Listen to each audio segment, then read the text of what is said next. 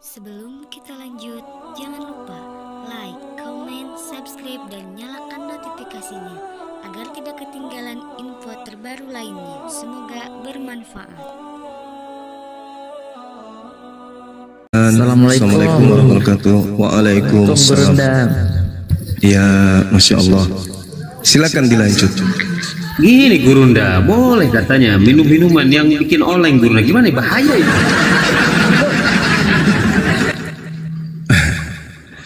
Ya, sebenarnya gini. Kalau berbicara mengenai minuman yang alkohol, ya beralkohol, sebenarnya itu bukan sesuatu yang baru. Pengharamannya itu dah lama pun. Di dalam kitabnya orang Yahudi itu kan perintahnya untuk mengkuduskan diri, mensucikan diri. Mensucikan diri artinya tubuh ini harus dibersihkan.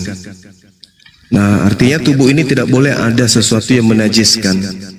Salah satu hal yang menajiskan itu adalah hal yang diharamkan. 2 Tawarik 29 nomor 5, dengarlah hai orang-orang Lewi, sekarang kuduskanlah dirimu. Nah, perintah mengkuduskan diri itu adalah membersihkan diri dari hal-hal yang diharamkan. Misalnya jangan makan babi, jangan makan binatang yang berkuku belah dan seterusnya. Itu yang harus ditaati oleh orang-orang Lewi, orang-orang Yahudi dalam hal ini. Nah, sedangkan kalau saudara kita Kristen ini kan berbeda. Saudara Kristen ini kan punya hukum lain yang tidak lagi mementingkan kekudusan jasad. Mereka lebih cenderung kepada pemahaman dan kepercayaan mengimani Yesus sebagai Tuhan, dah selesai. Tak ada lagi syariat-syariat, tak ada lagi hukum-hukum. Semuanya boleh, yang penting mengimani Yesus sebagai juru selamat. Nah, kalau berbicara mengenai agama Yahudi, itu sama seperti agama Islam, memiliki aturan-aturan, hukum-hukum, syariat-syariat. Nah, justru yang menjadi permasalahan ketika kita membaca pernyataan Yesus di dalam Bible. Masih banyak hal lagi yang ingin aku ajarkan kepadamu, tapi kamu belum sanggup untuk menanggungnya. Tetapi ketika ia datang, yaitu roh kebenaran, dialah yang akan membimbing kamu ke dalam setiap kebenaran. Artinya kalau kita lihat, ya, Yesus justru mengatakan akan ada hukum yang lebih sempurna, yang lebih komplit lagi daripada hukum Taurat itu. Nah, yang terjadi di Kristen justru hukum Tauratnya dihilangkan, bukan disempurnakan tapi dihilangkan. Artinya bertolak belakang dengan apa yang Yesus ajarkan. Seperti itu. Yesus mengajarkan akan datang hal yang lebih banyak, aturan yang lebih banyak, aturan yang lebih komplit lagi. Tetapi Kristen justru jangankan bertambah banyak, yang ada saja itu dibatalin. Jadi di Kristen itu tak ada aturan dalam hal terkait dengan diri, ya. Mereka tidak mengenal mandi junub, mereka tidak mengenal wudu, membasuh, pembasuhan, mentahirkan diri, itu mereka nggak kenal. Yang mereka tahu, mereka hanya percaya Yesus, dah selesai. Sekira begitu, sahabat-sahabat. Silakan. Allah barakallah Gurunda ya. Sebelum ditanggapi Bro Adi, Iwan Pilah sambil tap-tap ya biar komalnya kuat. Ini di bawah banyak tentara Romawi, tap-tap layar saudaraku semua. Silakan Bro Adi, gimana Bro itu? Yang penting Yesus Tuhan, pokoknya ditebus. Pokoknya yang penting ditebus, Yesus Tuhan. Begitu Bro, silakan.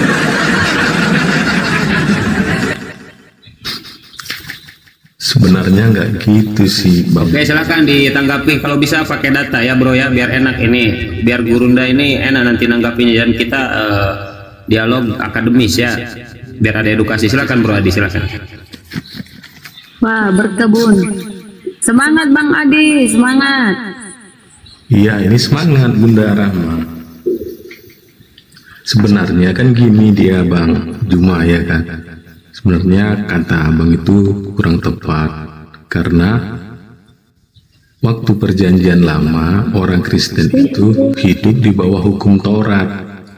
Tapi setelah Yesus datang, orang-orang yang ada di Israel ataupun kaum Yahudi kebanyakan itu harus hidup dalam kasih karunia.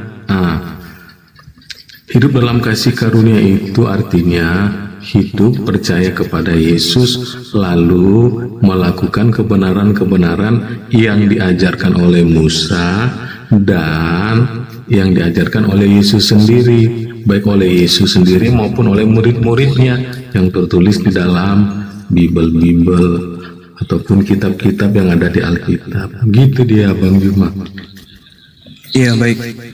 Jadi gini Bung, apa yang barusan saudara sampaikan itu, menurut kami nih umat Islam yang membaca Bible, justru hal yang bertentangan kemudian dengan yang Yesus ajarkan, apapun itu terkait dengan kasih. Lalu kemudian tadi Anda menyatakan dari zaman dulu orang Kristen mentaati kemudian ajaran berdasarkan hukum Taurat. Ini harus diluruskan ini. Pengikut Yesus Bani Israel itu bukan Kristen. Pengikut Yesus adalah yang mendengarkan suara Yesus. Itu pengikut Yesus dan mengikuti apa yang Yesus lakukan. Yohanes 10:27 itu jelas itu. Aku mengenal pengikutku, mereka mendengarkan aku. Orang Kristen kan tidak mendengar Yesus. Coba, suara Yesus yang mana yang Kristen dengar sampai orang Kristen itu ke gereja? Suara Yesus yang mana yang Kristen dengar sampai orang Kristen itu kemudian ibadah minggu? Suara Kristen mana, Yesus mana yang Kristen dengar sehingga Kristen kemudian mempertuhankan Yesus? Tak ada. Cuman Kristen ini mengklaim diri mereka sebagai pengikut. Yesus tidak pernah menamai pengikutnya dengan sebutan Kristen, karena Yesus mengenal muridnya. Muridnya mendengar suaranya, muridnya mengikuti apa yang Yesus teorikan dan praktekkan. Sedangkan orang di luar daripada pengikut Yesus, agar dianggap kemudian dia sebagai pengikut Yesus, mereka melabeli diri mereka dengan sebutan Kristen. Agar dianggap pengikut. Sejak kapan murid Yesus disebut Kristen? Gak ada murid Yesus itu disebut Kristen, gak ada. Maria ibunya, Maria temannya, tidak ada pernah disebut Kristen. Petrus tidak pernah disebut Kristen. Ya, murid-muridnya, saudara-saudaranya, pamannya, bapak tirinya, nggak ada pernah disebut Kristen. Hanya kemudian orang di luar daripada pengikut Yesus, agar dianggap mereka ini juga pengikut, maka mereka melabeli diri mereka dengan sebutan Kristen. Coba Anda lihat di dalam Kisah Para Rasul 11:26 tuh. Pertama kali disebut Kristen pengikut Yesus atau pengikut Paulus? Pengikut Paulus kan? Nah, makanya harus diluruskan. Apa yang Kristen hari ini lakukan itu bukan yang dilakukan oleh murid Yesus, tapi dilakukan oleh pengikut Paulus yang mengatasnamakan diri mereka sebagai Kristen. Pengikut Yesus, salah. Kristen itu artinya pengikut Kristus.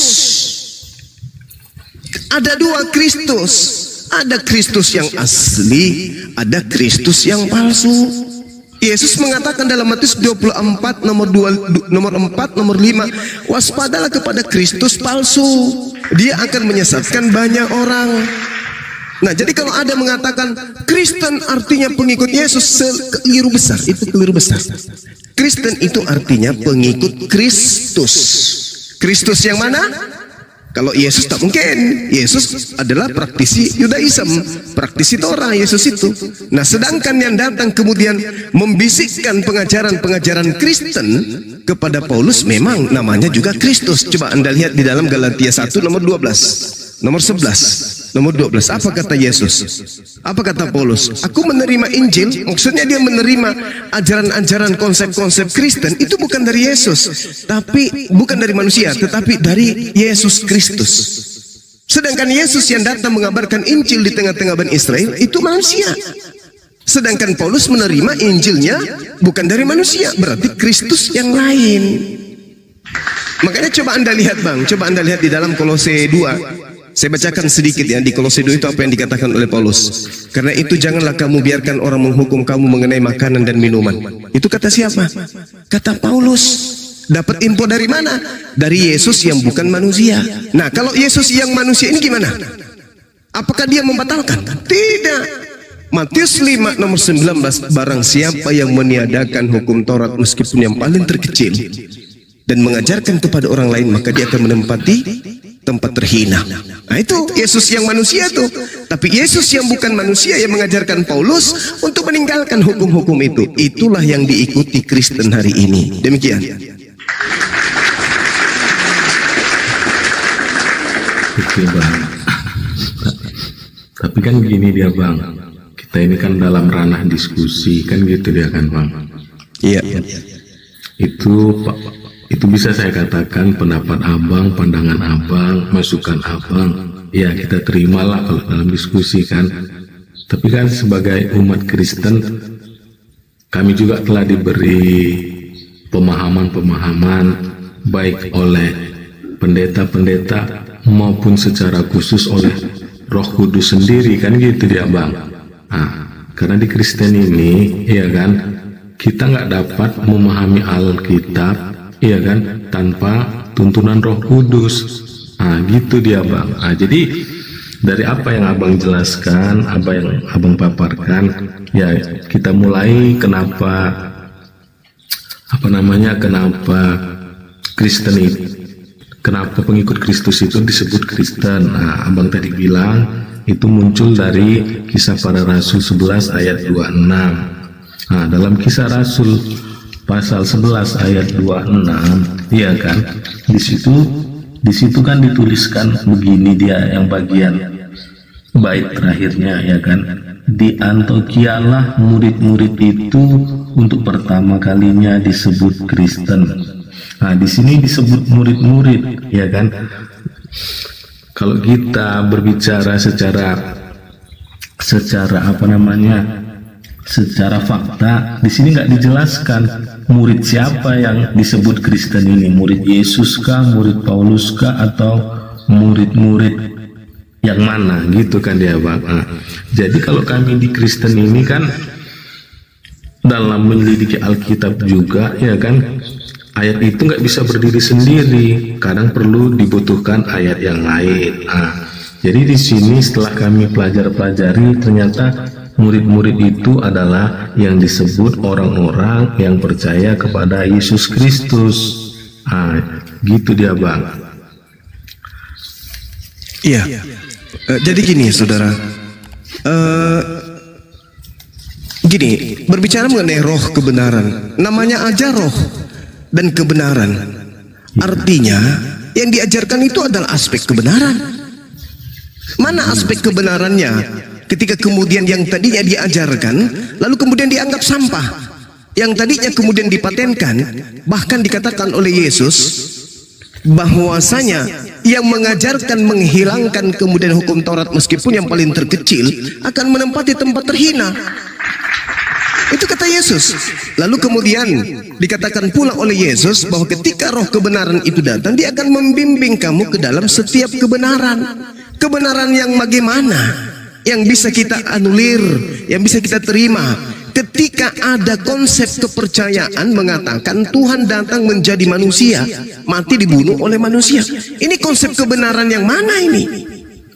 Kebenaran yang mana yang bisa membenarkan itu, dan apa pola yang harus didudukkan untuk menerima bahwa ini adalah sebuah kebenaran, sedangkan poin per poin bertolak belakang dengan ajaran Tuhan yang datang kepada para nabi.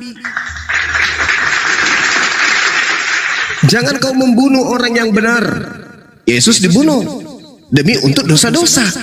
Yang mana yang betul? Kebenaran itu yang mana sebenarnya? Itu yang pertama. Kemudian yang kedua, ketika saudara mengatakan murid-murid di Antioquia, Yesus tidak pernah ke sana. Yang ada di sana adalah Paulus. Paulus yang ada di Antioquia.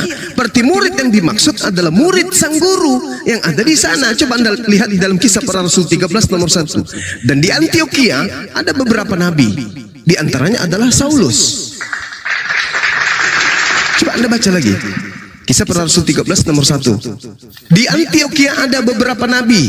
Salah satu nabi yang ada di sana adalah Saulus. Pengikut Nabi Saulus lah yang pertama kali disebut Kristen. Itu kalau kita berbicara mengenai kebenaran, maka kerangka berpikir kita harus disinkronkan dengan isi Bible. Betul. Betul, bukan hanya mencomot satu data, tapi secara kerangka umum ini harus kita dudukkan perkara itu pada tempat yang sesungguhnya. Yang ada di Antioquia Paulus, yang disebut nabi di Antioquia Paulus, yang mengikuti kemudian yang memiliki kemudian pengikut di Antioquia Paulus, yang mengajarkan kemudian mengatakan bahwa Yesus itu Tuhan yang datang mati bangkit hari ketiga Paulus. Pengikut siapa yang disebut Kristen? Paulus. Jadi harus didudukkan perkara itu.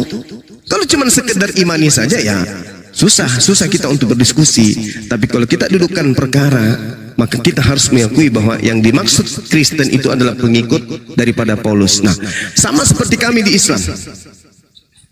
Wa kadzalika uhayna ilaika ruhan min amrina ma kunta tadri mal kitab walal iman walakin ja'alnahu nuran nahdi bi man nasya'u min ibadina wa innaka latahdi ila siratal mustaqim. Di Islam, Bung, dikatakan begini. Aku Allah mewahyukan Al-Qur'anul Karim kepada Nabiku Muhammad berupa ruh kebenaran dengan perintah aku kepada beliau. Sebelumnya Nabiku Muhammad tidaklah mengenal Al-Quran. Sebelumnya Nabiku Muhammad tidak mengerti apakah iman itu. Tetapi aku Tuhan menjadikan Al-Quran itu sebagai cahaya. Dengan Al-Quran itu aku memberi petunjuk kepada siapapun yang aku kehendaki. Dan sungguh engkau wahai Nabiku Muhammad benar-benar membimbing manusia kepada jalan yang lurus. Nah, ini kaidahnya di mana? Allah mewahyukan Al-Quran sampai kepada Rasulullah. Rasulullah menyampaikan kebenaran Al-Quran kepada kami umatnya. Bagaimana dengan Yesus? Coba Yohanes 17 nomor 8. Segala firman yang engkau berikan telah aku sampaikan kepada mereka. Telah aku sampaikan kepada mereka. Artinya cakupan segala firman di mana Yesus menerangkan Yohanes 12:49, aku Yesus tidak berkata-kata dari diriku sendiri. Apa yang aku katakan adalah apa yang diperintahkan untuk aku katakan dan aku sampaikan. Tuh Yesus tuh. Dan apa yang difirmankan Tuhan kepadaku tidak bisa berubah. Jelas itu. Jadi sebelum Yesus terangkat ke langit di tahun 33 Masehi, segala firman yang menjadi cakupan kerabian kerasulannya kepada Bani Israel semuanya telah disampaikan. Sedangkan yang menghantarkan Anda Kristen adalah berita-berita muncul setelah Yesus terangkat ke langit. Maka saya katakan sabda-sabda yang dilontarkan Paulus itu bukan dari Yesus, karena esensi dari firman yang Yesus terima untuk Bani Israel segalanya telah Yesus sampaikan. Tak ada lagi yang lain. Sedangkan Paulus baru menerimanya di tahun 52. Selanjutnya kemudian dia bersurat kemana-mana, termasuk ke Antioquia. Nah, firman apa yang diterima oleh Paulus? Paulus dengan jujur menceritakan itu. Aku menerima Injil bukan dari manusia. Ayo, berarti bukan dari Yesus. Yesus melakukan penginjilan ke sinagoge kemudian. Dia sampai dicari oleh emaknya sama bapaknya. Sampai mamaknya itu cemas mencari anaknya. Kenapa? Dia menyampaikan firman. Di Galilea dia keliling Galilea kemudian bersama dengan dengan Filipus ketika Yohanes Pembaptis ditangkap. Dia menghabiskan waktunya untuk mengajarkan Injil kerajaan Allah. Dan sayangnya yang diajarkan Paulus bukan kitab Galatia, bukan kitab Kolose, bukan kemudian Filipus, Efesus. Bukan, tapi yang diajarkan adalah Injil kerajaan Allah. Apa itu? Hikmat pengajaran Nabi Musa kepada Bani Israel. Jadi, yang Anda katakan tadi kasih, ya itu kasih dari sosok yang datang kepada Paulus. Apa itu? Hapuskan semua perintah-perintah Tuhan. Jangan lagi ada perintah Tuhan. Hapuskan semuanya. Coba Anda lihat, Bang, Kolose 2, lirik nomor 22 sampai 23. Serem. Semuanya itu hanya mengenai barang yang binasa oleh pemakaian dan hanya menurut perintah-perintah dan ajaran-ajaran manusia. Peraturan-peraturan ini walaupun nampaknya penuh hikmat, dengan ibadah buatan sendiri seperti merendahkan diri, menyiksa diri, tidak ada gunanya selain hanya untuk memuaskan hidup duniawi. Coba. Kejam kali Paulus ini. Hukum Tuhan yang datang kepada Bani Israel itu dikatakan sebagai peraturan-peraturan yang tak berguna. Bahkan di Filipi 3 dia menganggap bahwa hukum Taurat itu hanyalah sampah. Ini kira-kira apa yang terjadi dengan Paulus ini? Kok sampai segitunya? Sedangkan Yesus sendiri menerangkan Matius 5:19, barang siapa yang meniadakan hukum Taurat meskipun yang paling terkecil, lalu mengajarkan kepada anak-anaknya, istrinya, saudara-saudaranya, dan orang lain, maka dia akan menempati tempat terhina di dalam kerajaan langit, alias neraka. Nah, ini yang saya lihat, saudara. Ini yang saya lihat, bahwasanya iblis itu senantiasa melawan perintah Tuhan. Apa yang diperintahkan Tuhan dilawan, apa yang diajarkan Tuhan dilanggar. Dan setelah dia langgar, iblisnya mencari pengikut supaya pengikutnya ini terperdaya, tertipu, dan mengikuti dia untuk melanggar dengan mempoles pelanggaran itu sebagai sebuah kasih atau bentuk pengajaran yang baik. Iblis itu membujuk, kemudian membisikkan kebaikan-kebaikan semu kepada korban. Adam dibisikkan, Hawa dibisikkan, terpedaya mereka. Nah, sekarang itu yang terjadi sama saudara. Yesus mana kemudian yang mengajarkan kekristenan? Tak ada. Yesus mana yang mengajarkan kitab Kolose? Tak ada. Yesus mana yang mengajarkan kemudian Filipi, Galatia? Tak ada. Tak ada. Segala firman yang kau berikan telah aku sampaikan. Dan setelah Yesus sebelum terangkat, Yesus berpesan, waspadalah kepada Yesus palsu yang datang kepadamu. Dia akan menyesatkan banyak orang. Itu. Jadi kalau hari ini saudara membawa nama Yesus, Yesus, Kristus, Kristus, mohon maaf, Yesus dan Kristus yang Anda maksud bukanlah Nabi kami yang datang kepada Bani Israel, tetapi dia adalah sosok makhluk yang datang kepada Paulus, berbeda dengan Nabi Yesus yang datang di tengah-tengah umat Israel itu. Demikian, silakan.